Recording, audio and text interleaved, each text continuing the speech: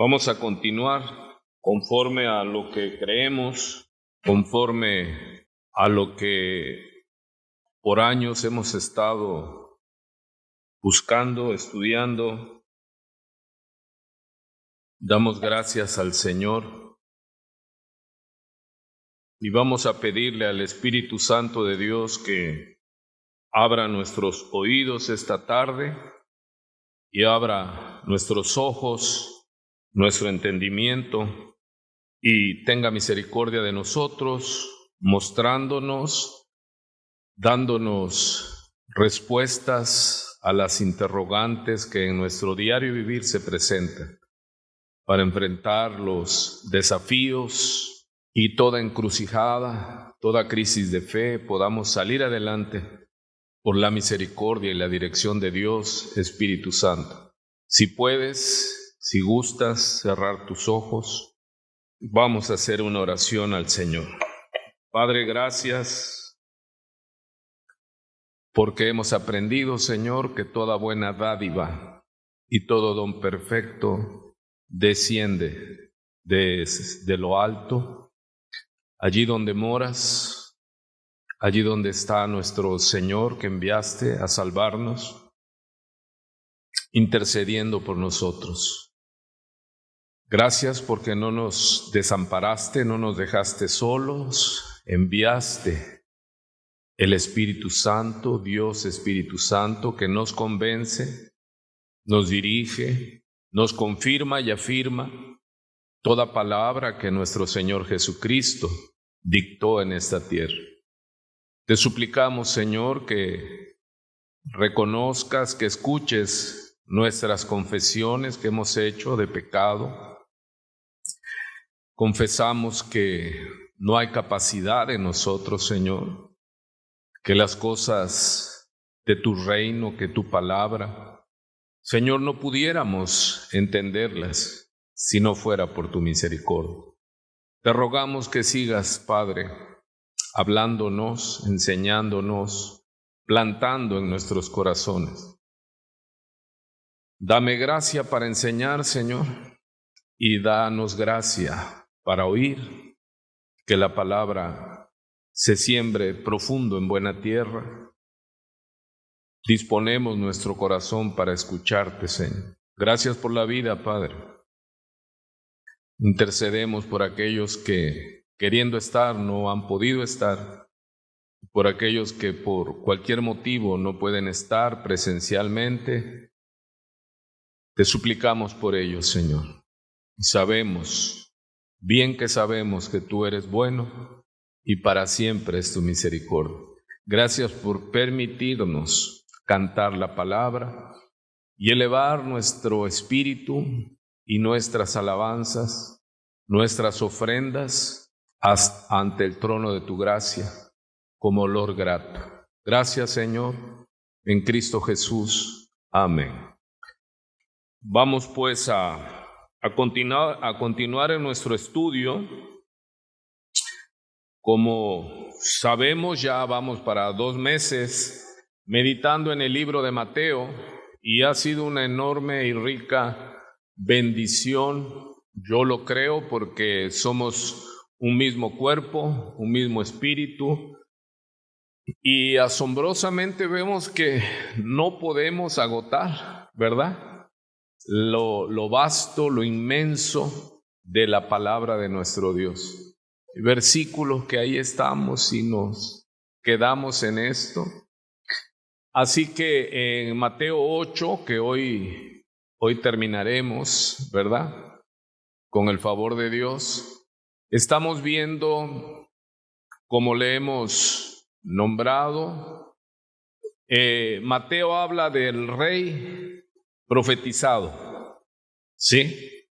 Habla del rey que vino, habla del rey revelado, pero tristemente habla del rey rechazado.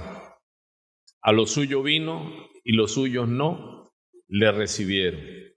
Y esta es la condenación, dice Juan capítulo 3, que la luz vino al mundo y los hombres amaron más las tinieblas que la luz, porque sus obras eran malas y no querían venir a la luz. para no ser reprendidos. Hay un rechazo hacia el Señor, hacia el llamado. Algunos abiertamente, otros encubiertamente por temor, pero sí hay un claro rechazo al Señor. El Señor vino hablando a miles, a multitudes, y solo unos cuantos respondieron a su llamado.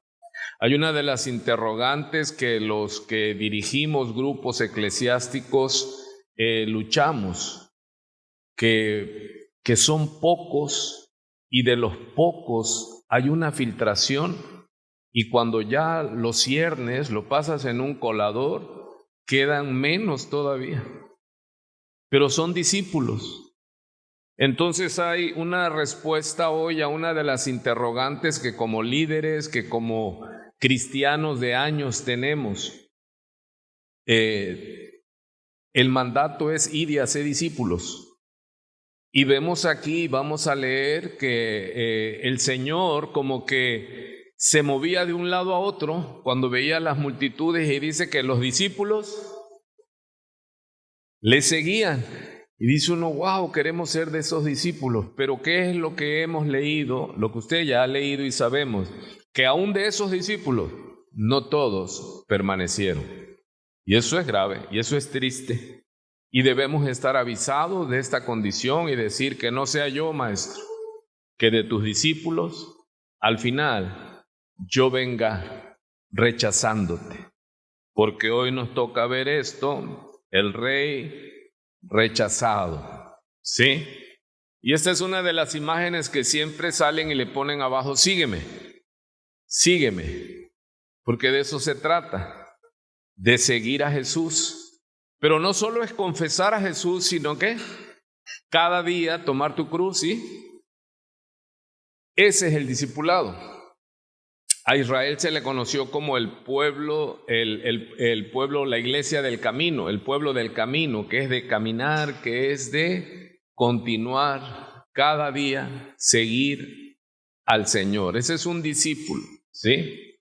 Y vamos entonces a ver esto en Mateo. ¿Qué es lo que entonces habla Mateo? El rey anunciado, fue profetizado. ¿Cómo abre Mateo el libro de Mateo? Jesús, el hijo de ¿quién dice? De David.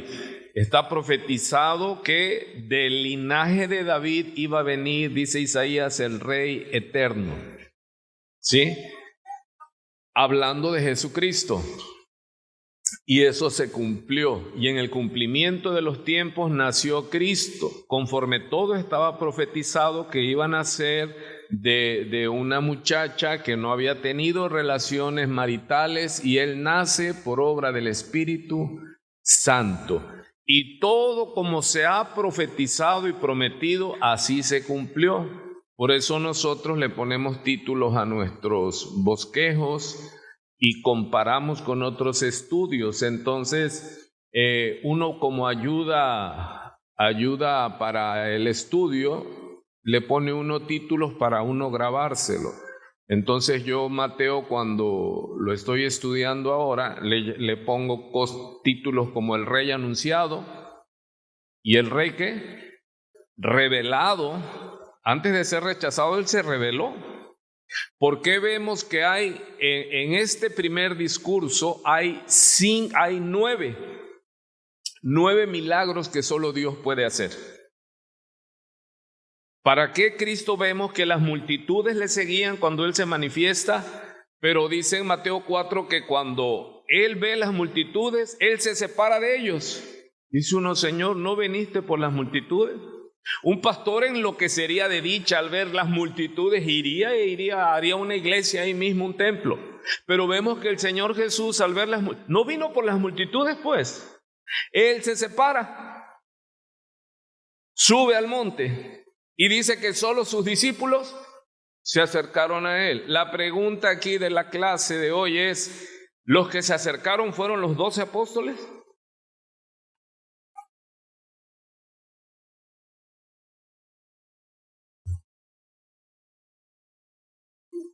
Ya nada más la que habló fue Imarae, que dice. Los que se acercaron Al ver las multitudes, ¿por qué se acercaron las multitudes? Dice, ya lo hemos estado leyendo. En lugar de avanzar, vamos a retroceder. Vamos a Mateo capítulo 4, verso 23, le doy lectura.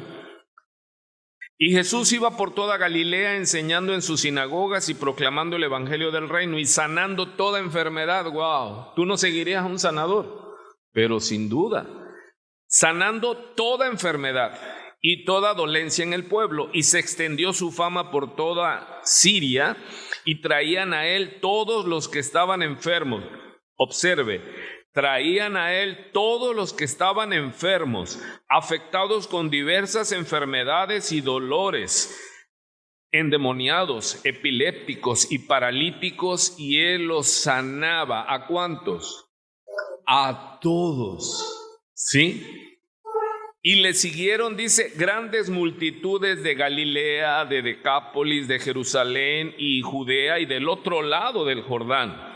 Capítulo 5 narra Mateo, y cuando vio las multitudes, mandó construir un megatemplo que pudiera recibir 100,000 y un culto, y no. ¿Qué es lo que hizo el Señor Jesús? Y cuando vio las multitudes, se apartó de ellos, marcó distancia, subió al monte, filtró. Y sus discípulos se acercaron a él y abriendo su boca les enseñaba. Ok, volvemos a Mateo capítulo 8. ¿Qué observamos aquí? Que el Señor vino a buscar y a salvar lo que se había perdido. Y Él viene revelándose como el Rey. ¿Sí? Vimos en clases pasadas la revelación del Todopoderoso. ¿Por qué? Por eso escoge. Él sanó multitudes, pero Mateo en su narrativa escoge 9, solo 9 milagros. Los 3 primeros son de sanidad. Se dividen en grupos de 3 por 3, 9. Entonces, ¿pero por qué el Señor se apartaba? Y cuando usted ya empieza a leer que cuando veía mucha gente, las multitudes, les decía a sus discípulos, tomen una barca, y los metía y cruzaba al otro lado del lago de Galilea. ¿Para qué? Para quitarse las multitudes. Y uno dice, bueno, no vino por... Pero ¿por qué el Señor haga usted de cuenta que Él se les escondía? Se huía. Cuando sana a la suegra de Pedro, aquí en Mateo 8, dice que en Marcos nos narra que fue a la sinagoga y ahí sacó un demonio y luego sanó y Pedro lo invita a su casa y llega, y en la casa de Pedro estaba enferma la suegra, él la toca, la sana y dice que al caer la tarde. ¿Por qué dice al caer la tarde? Porque ellos fueron en el día de reposo y el pueblo esperó hasta que fuera la puesta de sol, la caída de sol, para que ya pudiera terminar el día de reposo. Y entonces dice que toda la ciudad se agolpó ahí a la casa de la suegra de Pedro. Y él los sanó a todos, endemoniados, y todos los sanó. Imagínense a qué horas habrá terminado nuestro Señor de trabajar. Él empezó en la mañana en el templo, siguió trabajando, llegó a descansar a una casa y tuvo que trabajar porque la que les iba a atender de comer estaba enferma. La sana. Y ya dice, voy a tomar una siesta, y no, cuando termina el día de reposo, se llena la casa y todo alrededor de la ciudad. ¿Y qué es lo que él hizo? Sanó a todos endemoniados y todos los sanó. Yo pregunto, ¿a qué horas habrá terminado el Señor? Pero llama la atención en Marcos que siendo muy de mañana, muy oscuro, se levantan sus apóstoles y lo buscan y él no estaba. Y fueron a buscarlo y él se había apartado porque estaba él en oración. Y todavía uno de ellos le dice, Señor, las multitudes te buscan. Y en lugar de ir a ellos dice, vámonos, dice, porque hay muchos lugares a donde ir. pareciera que el Señor, con un propósito, se apartaba de las multitudes.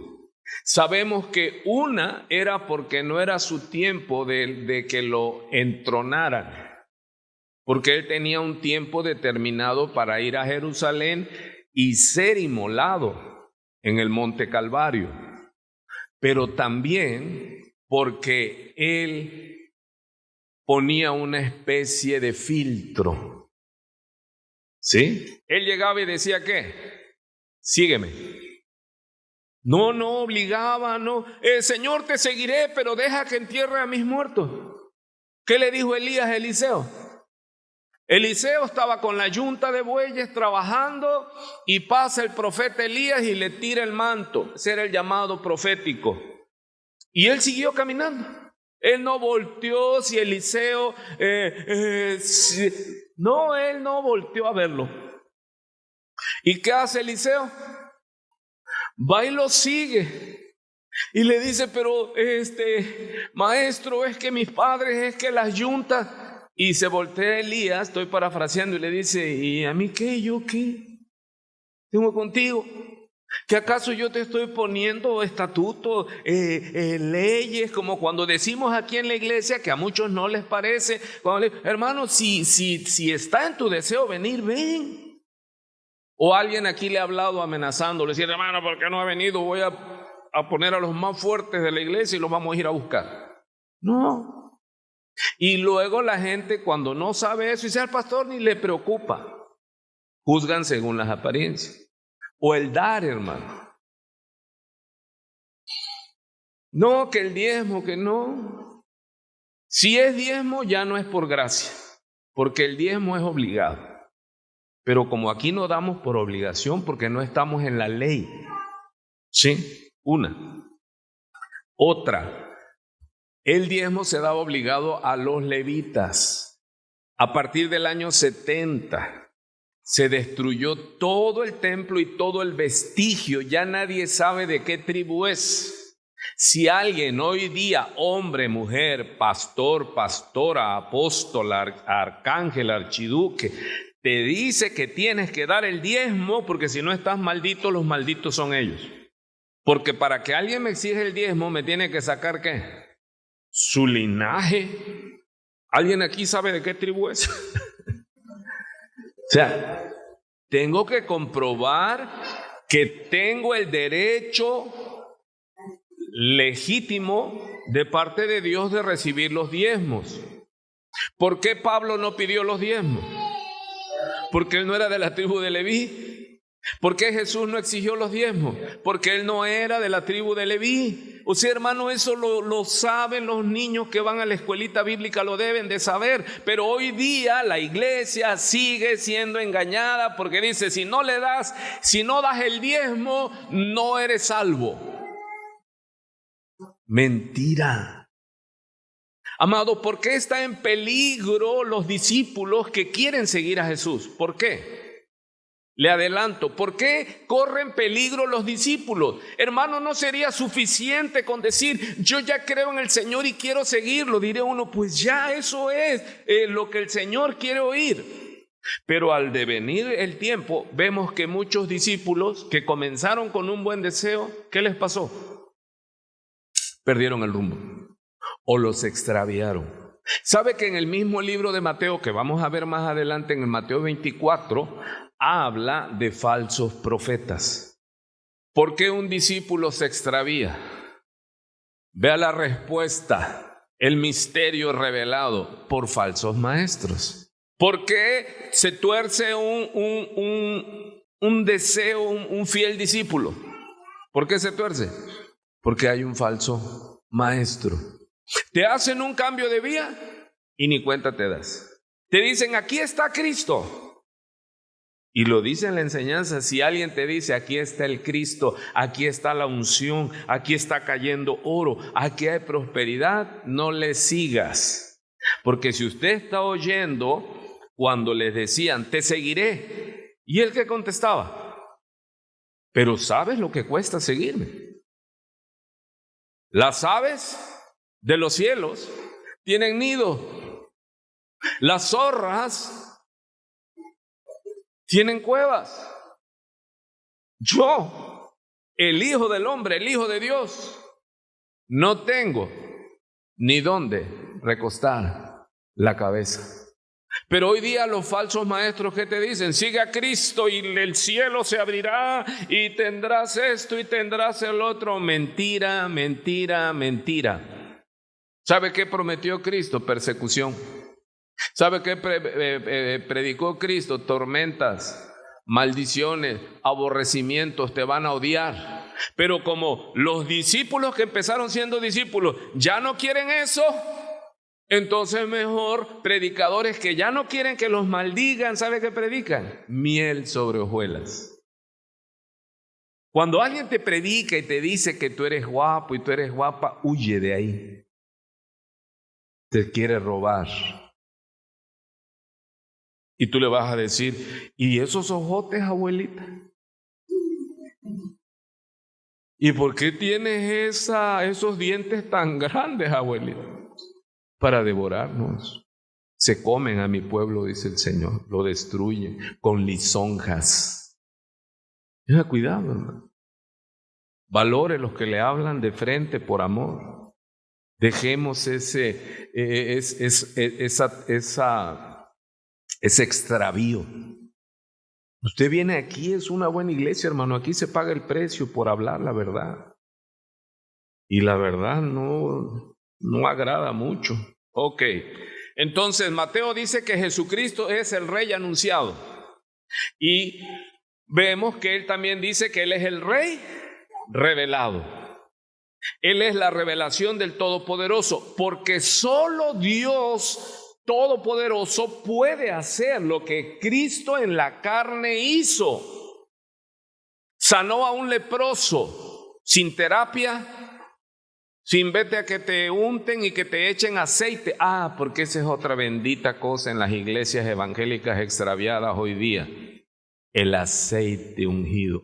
Cómo me da dolor de cabeza. ¿O no, hermano? Me dice un hermano, pastor, fíjese que mi vecina llegó con una botella de aceite y le pregunté, ¿y qué? No, es que fui a que me lo oraran en la iglesia, porque con ese cocino el aceite de oliva. Hágame usted, hermano, el colmo de la ignorancia. ¿Y qué decimos? Esos católicos y su agua bendita, pero nosotros le ganamos porque tenemos aceite orado. ¿Y sabe que eso es brujería? Se llama metafísica. Todo aquello que le atribuimos a un objeto material inanimado es fetichismo, es brujería. ¿Cuántas tenían un chupamirto, un colibrí disecado en su bolsa? Eso es brujería, es hechicería. Y los hechiceros no heredarán el reino de los cielos. Y vea la devoción que le tienen al aceite en las iglesias evangélicas extraviadas hoy día. Que al grado que hacen congresos porque va a venir el pastor fulana, o lo que es peor, hermano, la pastora. Ve de dónde salen esos títulos. No hay pastoras, hermano. Bueno, sí hay. Y son más peligrosas que los pastores masculinos. Y dice que hace un congreso y te van a pasar la unción de no sé qué. Mentira, mentira, mentira. Y yo estoy aquí para cuidar la oveja, los rebaños, las ovejas del Señor, que no son mías. ¿Sí? Es para enseñar, no para obligar, no para coartar, no para anular tu mente, tu lógica. Uno quisiera, hermano, no contender, no pelear. Pero ¿cómo le hace si Judas, el hermano del Señor, dice que contendamos ardientemente por la fe una vez dada a la iglesia? ¿Por qué tenemos tal pérdida de discípulos? Porque hay muchos falsos maestros. ¿Dónde peligra mi discipulado? Cuando quito mis ojos de Jesús, el Maestro, y me presentan un falso Cristo. Por eso es que estudiamos cómo es Jesús, para que inmediatamente cuando nos presenten un Jesús falso, nosotros digamos que ese no es Jesús, eso es el diablo. disfrazado de pastor. Continuamos entonces. Vemos que Mateo nos narra ¿cuántos milagros para empezar? Mateo 9. 3 tiene que ver ¿con qué? Con sanidad. Sana leproso. ¿Qué significa que sana leproso? El leproso era judío, pero era inmundo. Y Jesús y el rabino tenía órdenes de no tocar cuerpo mortecino, animal muerto, mujer con menstruo, leproso, porque se quedaba contaminado. Y cuando ellos ven, porque deliberadamente Mateo narra que, y Jesús lo tocó. Entonces cuando Jesús lo toca, los fariseos que estaban ahí abajo y las multitudes, pero no me respondió usted, cuando Jesús ve las multitudes, él sube. Y sus discípulos vinieron a él. ¿Solo los 12? No. Porque tenemos que entender el concepto. ¿Quién es un discípulo? Usted es un discípulo. Sí, porque usted es un aprendiz. ¿Está garantizado que usted va a llegar a graduarse? ¿Se lo digo de frente? No. Aquí solo vamos a cumplir 19 años. Y he visto pasar cientos de discípulos que quieren. ¿A qué horas les tuercen el camino? No sé, no soy Dios Espíritu Santo. Pero ya al rato ya los veo en otros movimientos, hermano. Ya brincan para Cristo, danzan para Cristo, decretan, declaran. Y yo digo, ay Señor, terrible, hermano. Y he visto morir gente y los he llorado, hermano. ¿Se acuerdan cuando estaba la plaga? Porque no fue moda, fue una plaga del diablo de los encuentros, ¿se acuerdan? Y yo dije, bueno, va. Porque les estaba yo dando discipulado a unos de cuarto y quinto paso, hermano. Puro padrino, así con espada desenvainada y tumbando demonios. Yo dije, bueno, va. Y gracias a Dios, porque muchas personas realmente todavía permanecen. Pero ¿qué sucedía? Que en esos 3 días la misma música, la misma cantaleta y el mismo falso evangelio. ¿Y dónde está el peligro? Cuando dice, tú declárate sano. Llega una hermanita que nosotros le predicamos el evangelio hace como 30 años, hermano. Y en verdad amada, con necesidad, pero traía una hipertensión y una diabetes terriblemente mal cuidada, hermano.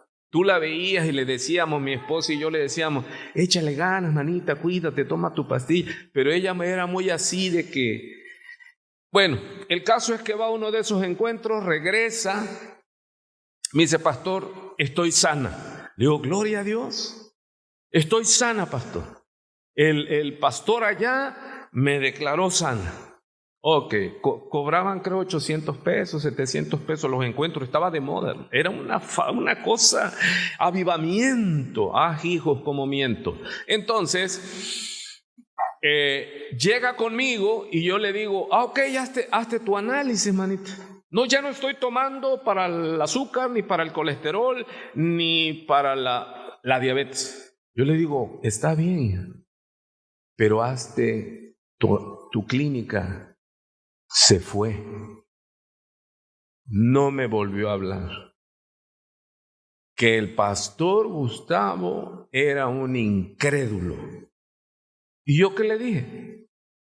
Si tú recibiste sanidad, ¿qué le dijo el Señor a los leprosos? Vayan a hacerse análisis con el sacerdote. Y él va a ver la lepra y va a decir, está sanada. No fue. Se murió. Le vino un coma diabético y la lloramos y le dijimos, y así han pasado muchos. No, tienes que hacerte ya la diálisis. No, el Señor me sanó y usted lo va a ver. ¿Por qué? Porque hay falsos maestros. Entiéndalo por el amor de Dios. Sí. ¿Por qué se quedó serio? Está analizando, gloria a Dios. ¿Por qué estamos hablando de esas sanidades? Porque el Señor Jesús, el leproso que fue sanado ¿a qué? A la vista. Por eso dice inmediatamente fue sanado. Imagínense, carne le volvió a las falanges, a los huesos, las orejas, la nariz. Fue algo visible. Nadie podía decir por fe ya sanó. No, si me vas a hablar de sanidad es ¿por qué? Porque es que se ve. Entonces el Señor sana al leproso. Imagínense, lo toca. Después de ahí, la otra sanidad es ¿quién? Un enemigo. Ahora, quiero que usted tenga en su memoria todo el sermón, Mateo 5, 6 y 7, porque todo eso el Señor lo aplica. Por eso en una de las clases le llamamos el sermón aplicado. ¿Sí?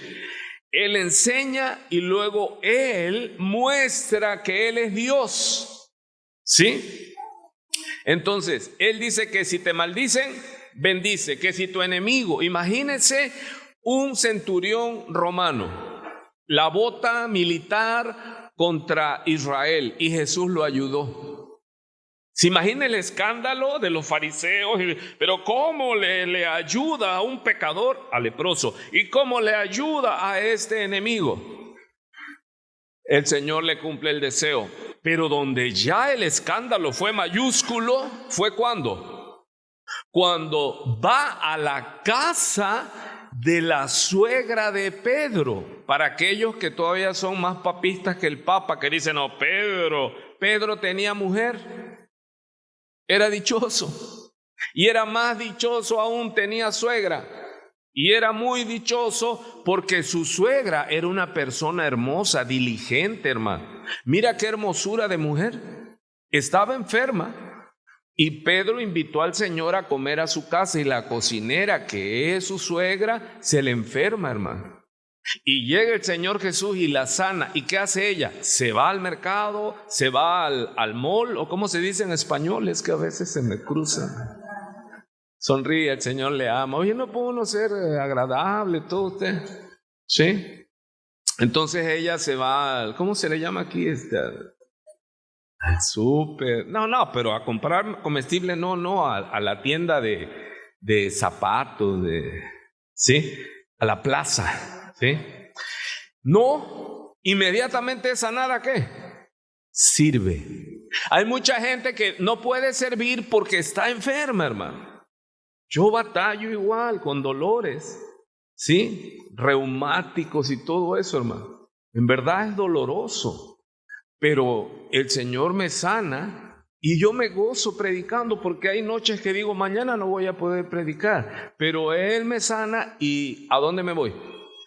A predicar, ¿sí? Entonces, vea qué hermosura de mujer, hermano. ¿Cuántos quisieran una suegra así? Y si la tienes, dale gracias a Dios, porque ella se levantó inmediatamente, ¿y qué? Y le servía. Ese es uno de los papeles maravillosos de la mujer. Y usted no ve ahí a la suegra de Pedro, no sabemos el nombre, que dijera, y ahora todos siéntense porque aquí yo les voy a predicar ahora Jesús. Y vemos que ella usurpó funciones. Que el pastor es un misógino. No, se llama diseño. ¿Cómo se llama? Diseño. Que hay hombres que no cumplen su rol, pero eso no justifica la rebelión. Y ahora viene el feminicidio, iba a decir, es el 8 de marzo, ¿no? ¿Cuándo es el día que te pintas tu suástica y martillo? Usted ve que esta hermosa mujer se puso a hablar de su milagro y aleluya, y el Señor me sanó, y que había gente afuera y que hubiera salido, y ahora vengan porque voy a dar mi testimonio. Jesús, aleluya, me tocó y me sanó. ¿Usted la vio?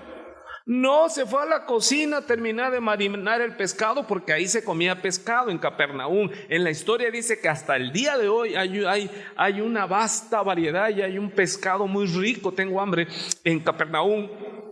Ella se puso a trabajar y sirvió y le dio al Señor, porque estaba cumpliendo ¿qué? Para lo que fue diseñada. Entonces, ¿qué va a hacer la mujer en la iglesia? Lo mismo que hace en su casa, ser ayuda idónea. Ya perdía la audiencia. Hermano, una iglesia sin mujeres no sirve. No sirve. Sí, deje usted, decía mi hijo cuando era adolescente, y nos quedamos los dos, no sé por qué salió mamá y mi hija, y nos quedamos los dos, y ya creo como al segundo día no está, me dice mi hijo, la papá dice, la verdad si nos quedamos tú y yo solo más tiempo nos engusanamos, dice. Y habló verdad. Es que la mujer tiene una gracia que el hombre no tiene. Pero es que por diseño la mujer es ayuda idónea. Pero ¿por qué están llenas las iglesias de movimientos feministas? Porque hay mucho pastor, mucho varón beta y no alfa. Entonces, ¿quién es la que gobierna? Tú ves cuando hay una mujer que destaca y todo, y ves al esposo, ¿dónde está el esposo? Ahí con el maletín cargando. ¿Verdad? Sí, mi amor. Hermano, eso es contra el diseño de Dios. Y si usted quiere hablar más y que no quedó, tenemos una doctrina, una plática doctrinal en amor. Amado, hay peligro. Pastor, ¿y por qué trae los movimientos feministas? Porque muchos discípulos se están perdiendo porque están cambiando al maestro. Si te cambian al maestro, te cambian todo. Amado, ¿y es un tema de qué? De diseño, diga conmigo de diseño. Dios diseñó. El hombre cambia ¿qué? Se casa hombre con hombre, conforme al diseño divino, al patrón. Eso está aprobado. Se casa mujer con mujer, conforme al patrón, al diseño. Estamos hablando de diseño. Va solamente contra la naturaleza, hermano. Que una mujer dirija, que sea pastora, que sea apóstola. No hay. Hay, pero así es. Y eso está en contra, diseño. ¿A cuánta mujer le cae de peso que le diga, la mujer es ayuda idónea? Pero ¿por qué no aceptan eso? Por el orangután. No estoy hablando de ustedes que tienen una. Hermano y hermana, pero si tú tienes un esposo que teme a Dios y se somete al Señor, oye, ¿tú estás contenta? Porque estás cumpliendo ¿qué? Para lo que fuiste diseñada, edificar tu casa, levantar tus hijos. Y lo he dicho y he perdido mucha gente, ¿no? Había un matrimonio bonito, trabajaban los dos, ella era doctora, pero no fue por mi culpa, ya ellos se separaron. Pero ella enfurecía y me decía, pastor, pero ¿y quién va a mantener a mis hijos? Porque el diseño es así, hermano. Si la mujer se sale de la casa no. ¿Los hijos qué le va a pasar? ¿Quién va a educar a los hijos? ¿Se da cuenta?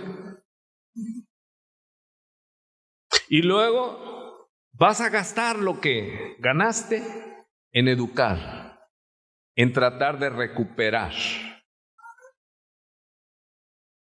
Pero como quiero que me amen, bórrelo, eso no me lo grabe. Ok. Entonces, nos narran 9 milagros. 9. Los 3 primeros enloquecieron los fariseos. ¿Por qué? Tocó a un leproso. Le hizo el favor a la petición de el centurión. Y luego a una mujer. Mire, si alguien era misógino, era el judío, hermano, del primer siglo. ¡Ah, qué cosa tan fea eran esos hombres, hermano! Aplastaban a la mujer. Y mucho de la rebelión fundamentada de las mujeres es por el abuso de los varones, hermano. ¿Sí? Pero el hecho de que haya un motivo, un justificante, no es legal. ¿Cómo la ve? He sufrido, hermano. Por ejemplo, hay varones de Dios y sus esposas son varonesas del... Eso no se ve en la grabación porque es puro audio. Son varonesas, o sea, son terribles, hermano. Y tienen unos varones de Dios. Pero ellas se empeñan en que no, están empoderadas. Ya me duele la cabeza con las empoderadas, hermano. Y congresos de mujeres, terrible, hermano. Terrible. Pero ¿por qué estamos hablando de esto? Porque me enamora una mujer como la suegra de Pedro, porque se habla de Pedro, pero usted puede ver a la suegra de Pedro. Inmediatamente sanó, ¿y qué hizo? Qué hermosa mujer. ¿Estaba cumpliendo qué? Su diseño. Una mujer que diga, no, es que yo no voy a tener hijos. ¿Eso es normal? No. El diseño. Fuiste diseñada para parir hijos. Estoy hablándole a las mujeres. ¿Diseñadas para qué? Para tener hijos. Oiga, pero es que pues peléate con el Creador. Así es el tema. ¿Sí?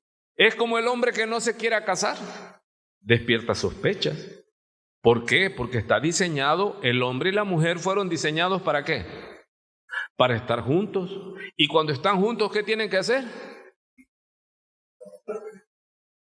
Llenad, multiplicaos y llenad la tierra. Amados, son cosas de diseño de Dios. La mujer que no tiene autoridad. ¿Sí ha entendido usted cuando Pablo le dice en Corintio a las mujeres que si no se ponen velo que se rapen? ¿Sabe por qué está hablando? Dice, por los ángeles debe tener autoridad. La mujer que no tiene autoridad está pelona, está rapada. ¿Sí? Y estamos en el tiempo femenino fuerte, hermano. Vamos a tener presidenta, mujer. Y usted ve a sus esposos, están grises, no aparecen, hermano. No existen. Y si usted los llega a ver, están allí. ¿Va contra diseño? Usted argumenteme lo que quiera, pero eso es contra el diseño. Punto número 2. ¿Qué escupe? ¿Por qué? Porque la suegra de Pedro. La suegra de Pedro es una chulada de mujer, ¿o no? Hermano, ¿qué hace un hogar sin mujer? No es hogar. No es hogar. Es como el matrimonio entre dos hombres, dice el matrimonio. Le digo, si no hay matriz, no hay matrimonio. Matrimonio nace de la raíz de matriz.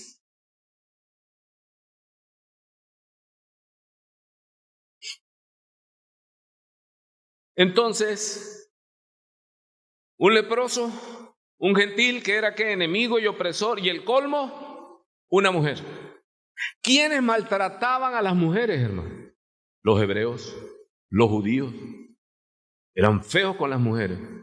¿Y quiénes otros compiten con ellos? Los mexicanos, hermano. ¿Tenemos fama de qué? El macho mexicano. Y cállese que aquí el que manda soy yo. Por eso es que la mujer se rebela. Porque dice que la mujer debe estar sujeta al varón. Pero si el varón no está sujeto a Dios, ahí es tema de debate. Sí, pero no justifica. Entonces, por diseño, la mujer edifica su casa y el hombre sale, es proveedor. Si salen los dos, Satanás hace fiesta con el nido. ¿Cuántos escuchan esa metáfora? Si salen los dos, Satanás desbarata el nido. Y en eso puedo ahondar, pero no quiero desviarme mucho. Quiero cenar en paz hoy. La paz del Señor. Entonces, quiero que vayamos viendo el rey rechazado. Ya no dispara esto, mijo. Ah, ok, ya. Dice pues Mateo 8:18. Hoy vamos a ver desde el 18 en adelante. Mateo 8:18. Vea usted lo que le estaba yo llamando la atención. Viendo Jesús una multitud a su alrededor, ¿qué hizo? Le dice a quién, a sus discípulos: vamos, subámonos a las barcas y huyamos de la multitud. Dijo: Señor, pero no viniste por las multitudes. Sí, pero todavía él no quería que públicamente lo entronaran, porque lo iban a matar fuera del tiempo. Él les decía: no lo cuenten, porque todavía no ha llegado mi hora. ¿Sí? Pero también, ¿qué vemos aquí, hermanos? Ayúdenme en estos 15 minutos que me faltan. ¿Qué vemos aquí? Que el Señor, ¿como qué? Como que se les escondía. ¿Sí? ¿Qué decía?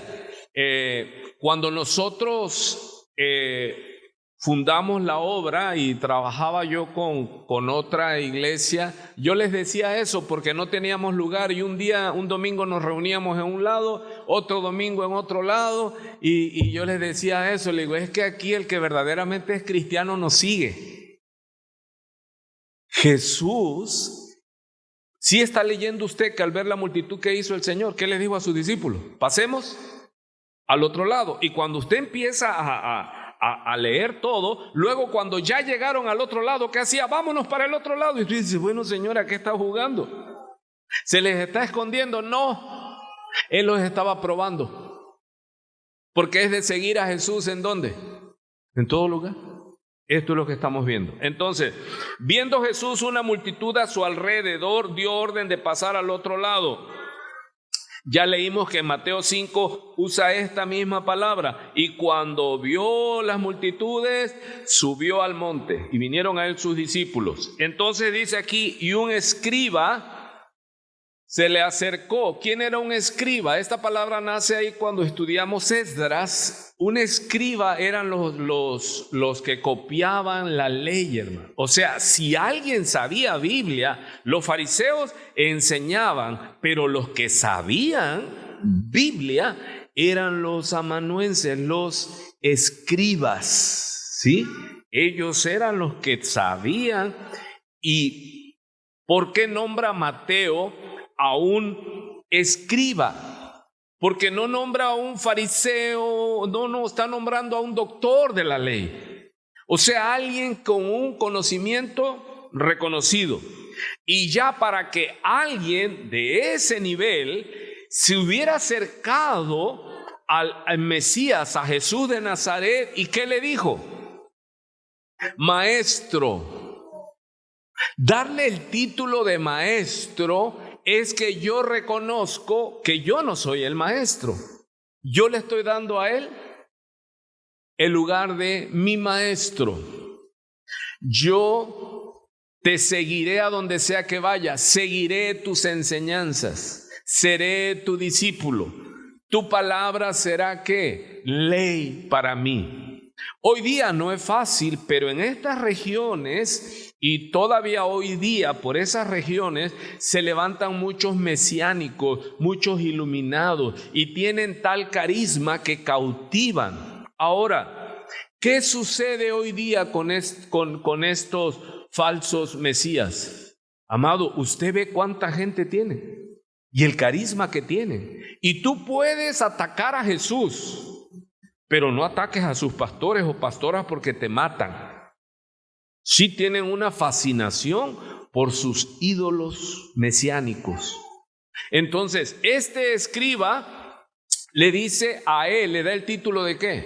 De rabí.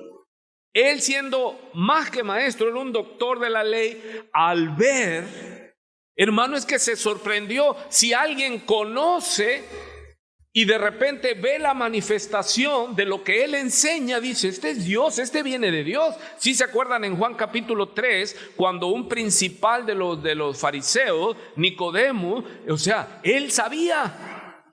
Es como nosotros que sabemos, que estudiamos la Biblia, y cuando vemos manifestaciones divinas decimos: wow, este fue Dios. Entonces este escriba le dice a Jesús, él está renunciando a todo, a todas las canonjías que tenía. Imagínate, públicamente estaban las multitudes y él le dice, te seguiré. Mire usted la declaratoria de fe, te seguiré a donde quiera que vayas. Él se estaba desprendiendo ¿de qué, hermano? De todo. Usted ya hizo esa declaración, Señor, te seguiré donde tú me lleves.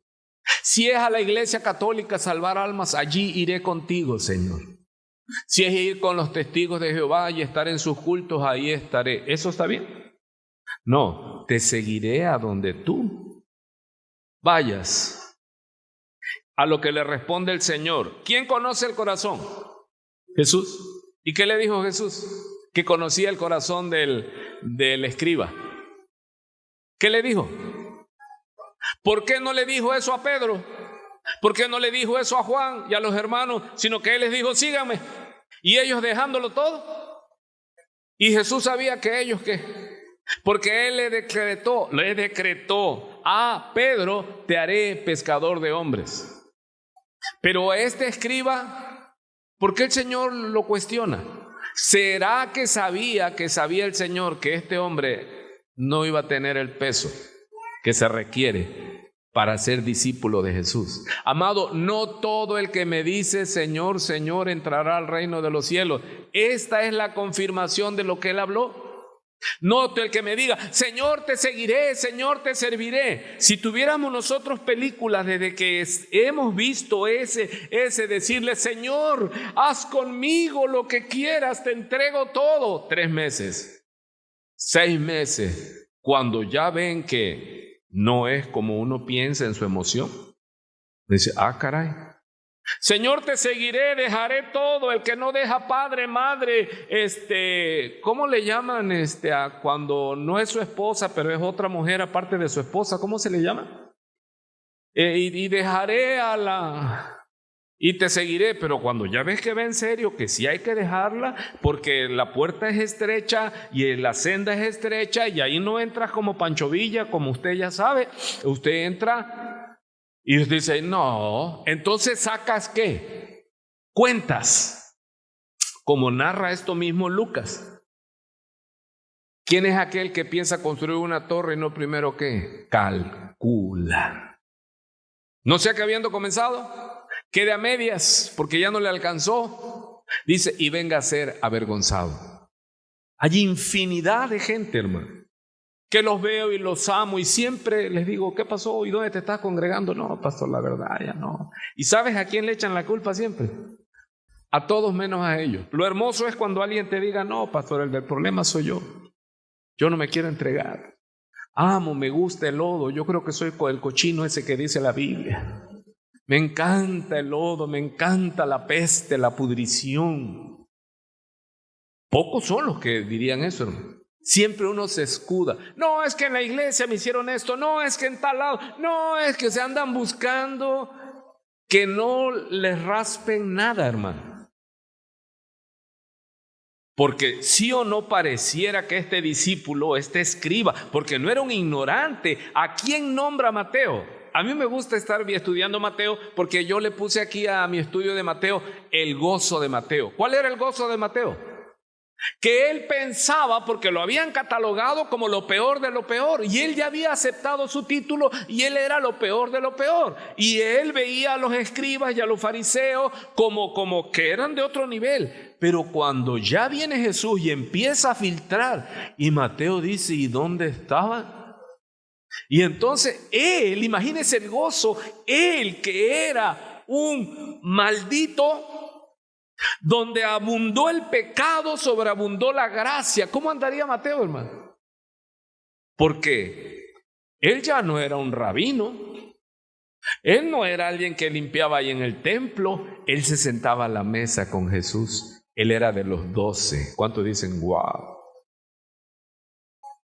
Porque donde abundó el pecado, y los que se creían santos y religiosos, ¿qué dijeron? No, es que lo que Jesús demanda es mucho. Pero en un golpe de emoción, ¿qué dijo el escriba? ¿Te seguiré? a donde quiera que vayas. Y el Señor, ¿qué le dijo? Como al joven rico cuando le dijo: Señor, ¿qué cosa haré para heredar la vida eterna? Y el Señor le dijo: cumple los mandamientos, ya lo sabe. Y él se gozó porque dijo: ¿qué? Señor, todo eso lo he cumplido desde mi juventud. A mí como que no me cuadra porque era joven y ahora, pero sí que me llama la atención: ¿qué haré para heredar la vida eterna? Y si era joven y era muy rico, ¿será que esa riqueza la hizo trabajando en o lo heredó? El caso es que sí era religioso aparte, y lo dije yo en clases anteriores, que no solo era joven, muy rico, sino era muy guapo. Ya le me dijo: ¿cómo? ¿Dónde dice eso, pastor? Pregúntale a una suegra qué pensaría de un muchacho así como candidato para su hija. No, cosa, tiene ojos azules. Y el Señor le dice: ¿qué? Ok, ¿me quieres seguir? ¿Quieres la vida eterna? Vende todo lo que tienes y dáselo a los pobres y sígueme. ¿Cuál era el mandamiento que no había cumplido? No tendrás dioses ajenos delante de mí. Su Dios era el dinero. ¿Ya lo entendí? Ahora viene el escriba, hermano. O sea, alguien de ese nivel. Yo quiero que usted entienda todo lo que es este contexto de la vida del primer siglo con Jesús. Que un escriba, déjeme decirle algo, el arzobispo de aquí, del estado de Veracruz, que entrara aquí y dijera: he entendido que Jesús está con ustedes, he entendido, y que entrara, y que ibas a hacer tú.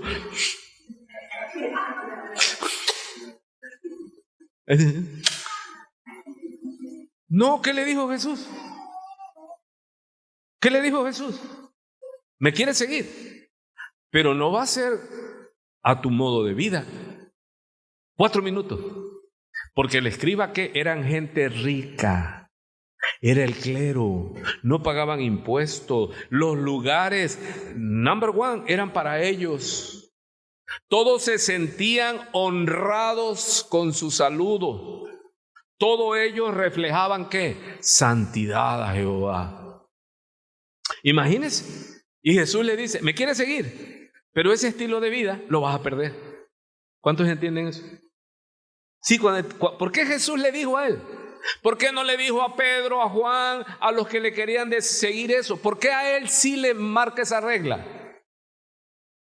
Es como aquel que es un Juan sin miedo, ¿no? Que tiene novias por todos lados y le dice: Señor, te quiero seguir. Sí, pero los adúlteros no heredarán el reino de los cielos. ¿Por qué se lo iba a decir a él? Porque Jesús sabe de qué pie cojeamos. ¿Por qué le dice al escriba?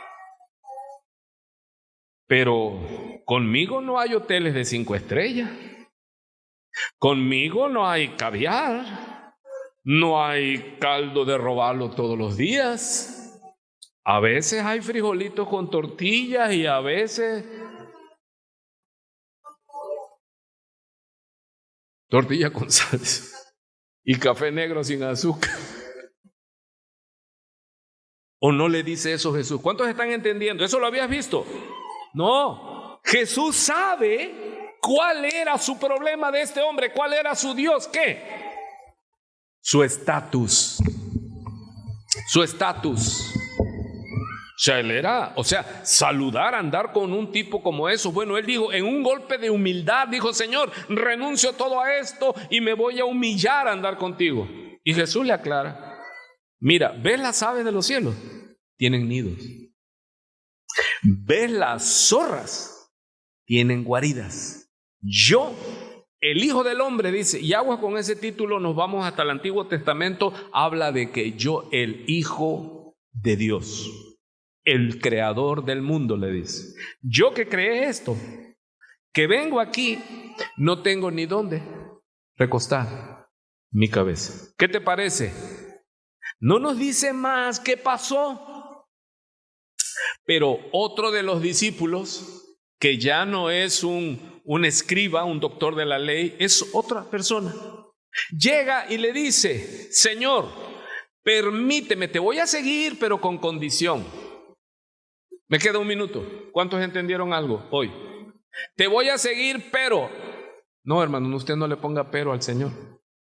Te voy a seguir, pero permíteme que me case, Señor. Señor, te voy a seguir, pero deja que termine mi carrera. Te voy a seguir, ¿pero qué? O sea, mira lo que le dice. Dame permiso que vaya primero y entierre a mi padre. ¿Cómo lo ves? Y si es de esos padres que no se mueren, hermano. Si tú dices, no, en esta se muere el viejo, ya le está celebrando los 90 años y todavía no cae. Imagínate a qué horas va a seguir a Jesús. Porque hay mucha gente así, hermano. ¿Sabes qué? Sí voy a entregarme a Jesús, pero es que mi mamá, es que mi abuela, ya tiene como 30 años de matriarcado y tienen que seguir besando la cruz y arrullando al niño, a la imagen del niño, y ellos mueren por seguir a Jesús. Pero como tienen temor del yugo, entonces, ¿qué le dijo este discípulo? ¿O no dice discípulo? Este es de los que subió al monte. ¿Cuántos están entendiendo? Y oyó a Jesús, y por cuanto oyó a Jesús, tomó la decisión ¿de qué? De seguirlo. Pero cuando el Señor Jesús, que conoce el corazón, al escriba le dijo, no vas a soportar mi estilo de vida con tu estilo de vida. Hermano, cuando Dios nos llamó, sabíamos a qué veníamos. La paz de Dios sea con ustedes. Aquí ya no hay vacaciones, aquí ya no hay aguinaldo, fondo de ahorro, hospital de Pemex. Señor, te quiero seguir, pero aquí se vive diferente. Aquí cada peso que te dé la congregación te lo va a hacer. Aquí se acabó. ¿Y vas a llorar? No, porque debes estar consciente quién y a qué te llamó. El que tenga oídos para oír. La paz de Dios sea con usted. Dios les bendiga. Buen provecho. Amén.